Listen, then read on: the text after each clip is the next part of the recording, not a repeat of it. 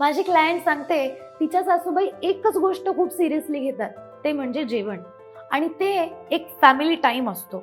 त्यावेळेस ती सून कुठेही जाऊ शकत नाही, किंवा जर ती बाहेर जाऊन जेवली किंवा तिला घरी यायला उशीर झाला तर सासूबाईंना असं वाटतं की आपलं घर फाटायला लागलंय का.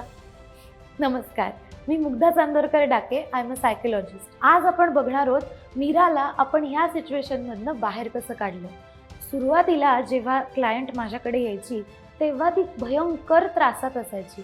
तिला या सगळ्याचा खूप त्रास व्हायचा की मला माझ्या सासूबाई असं का म्हणतात, मी का नाही बाहेर जाऊ शकत. पण नंतर तिला असं जाणवलं की हा प्रॉब्लेम भुकेचा नसून हा प्रॉब्लेम भावनांचा आहे.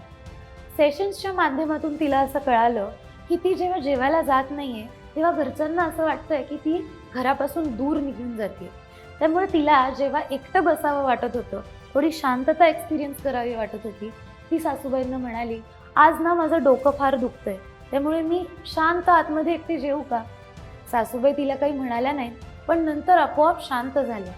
जेवण सोबत नाही केलं तरी ती वरती वेळ द्यायला लागली होती. म्हणजे काय, तर तिला समजलं होतं की सासूबाईंना फक्त वेळ हवाय, तिचं अटेन्शन हवंय. मग ते जेवण सोबत केलं काय नाही केलं काय, वेळ घालवल्याशी मतलब आहे. त्यामुळे ती त्यांच्यासोबत अजून वेळ घालवायला लागली, त्यांच्यासोबत चहा पाण्याच्या गप्पा करायला लागली आणि त्यातनं त्या दोघींची मैत्री झाली.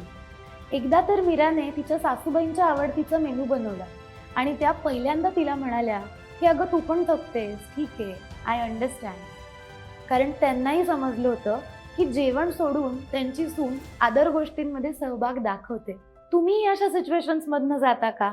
माझ्या पेजवर मी अशाच प्रत्येक प्रॉब्लेम्सचं सोल्युशन देण्याचा कायम प्रयत्न करत असते.